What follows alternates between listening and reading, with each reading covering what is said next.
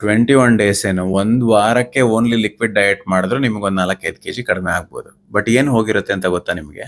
ನಿಮ್ಮ ದೇಹದಲ್ಲಿ ಮಾಂಸ ಹೋಗಿರುತ್ತೆ, ಸ್ಕಿನ್ನು ಹೇರ್ ಎಲ್ಲ ಲೂಸ್ ಆಗಿರುತ್ತೆ. ಕ್ರಾಶ್ ಡಯಟಿಂಗ್ ಅಂತ ಹೇಳ್ತಾರೆ. ಓನ್ಲಿ ಲಿಕ್ವಿಡ್ ಡಯಟ್ ಇದೆಲ್ಲ ಮಾಡಿದ್ರೆ ಕ್ರಾಶ್ ಡಯಟಿಂಗ್ ಅಂತ ಹೇಳ್ತಾರೆ. ತುಂಬಾ ಕಡೆ ತುಂಬಾ ಕಡಿಮೆ ಆಹಾರ ಕೊಟ್ಟು ಬರೀ ಜ್ಯೂಸ್ ಡಯಟ್ ಎಲ್ಲ ಮಾಡಿಸಿ ಒಂದು 20 ದಿನದಲ್ಲಿ 10 ಕೆಜಿ ವೆಯ್ಟ್ ಲಾಸ್ ಮಾಡಿರೋರು ಇದ್ದಾರೆ. ಬಟ್ ಯಾರ್ಯಾರು ಈ ತರ ವೆಯ್ಟ್ ಲಾಸ್ ಮಾಡಿರ್ತಾರೆ, ಬರೇ ಜ್ಯೂಸ್ಗಳು, ಬರೇ ಸೂಪ್ಗಳು, ಪ್ರೋಟೀನ್ ಅಂಶ ಇಲ್ಲ, ಫೈಬರ್ ಇಲ್ಲ, ಬಾಡಿಗೆ ಬೇಕಾಗಿರೋ ಎನರ್ಜಿ ಪ್ರೊವೈಡ್ ಮಾಡುವಂತಹ ಯಾವುದೇ ರೈಟ್ ನ್ಯೂಟ್ರಿಯೆಂಟ್ಸ್ ಇಲ್ಲ ಅಂದಾಗ ಬಾಡಿಗೆ ಪೌಷ್ಟಿಕಾಂಶ ಕೊಡಲ್ಲ.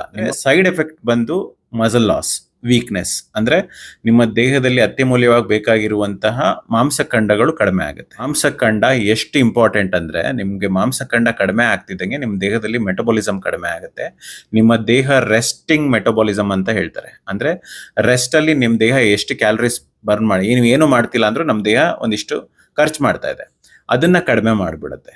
ಅವಾಗ ಏನಾಗುತ್ತೆ ಅಂದ್ರೆ, ನೀವು ತೂಕ ಕಡಿಮೆ ಮಾಡಿರ್ತೀರಲ್ಲ, ಈಗ 10 ಕೆಜಿ ಕಡಿಮೆ ಮಾಡಿದೀರಾ ಅನ್ಕೊಳ್ಳಿ, 21 ದಿನ ಬರೇ ಲಿಕ್ವಿಡ್ ಕುಡ್ದು, ಇನ್ನು 2 ತಿಂಗಳಲ್ಲಿ 15 ಕೆಜಿ ವೆಯ್ಟ್ ಜಾಸ್ತಿ ಆಗುತ್ತೆ, 20 ಕೆಜಿನೂ ಆಗ್ಬೋದು. ಬಿಕಾಸ್ ಬಾಡಿಗೆ ಅದೊಂಥರ ಶಾಕ್ ತರ.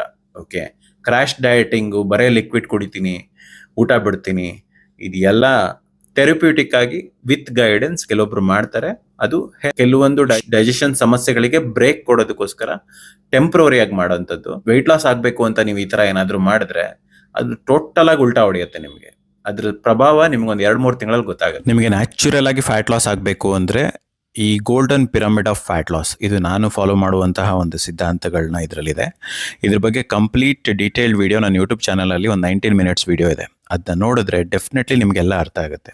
ಈ ವಿಡಿಯೋ ಲಿಂಕ್ನ ನನ್ನ ಮೇಲ್ಗಡೆ KSF ಹೆಲ್ತ್ ಟಿಪ್ಸ್ ಅಂತ ಬ್ರಾಡ್ಕಾಸ್ಟ್ ಚಾನಲ್ ಇದೆ, ಅದರಲ್ಲಿ ಹಾಕಿರ್ತೀನಿ.